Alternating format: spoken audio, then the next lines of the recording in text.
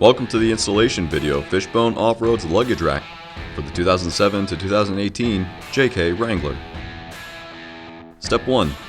To make the installation easier, we recommend you remove your hard or soft top. It's not necessary, however.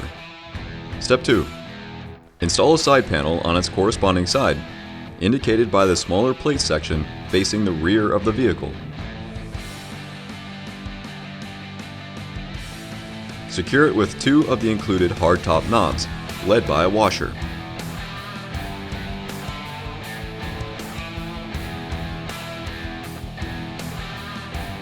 Repeat this on the opposite side. Step 3. With the help of a friend, lift the center plate between the 2 supports and secure with the included bolts, washers, and nuts.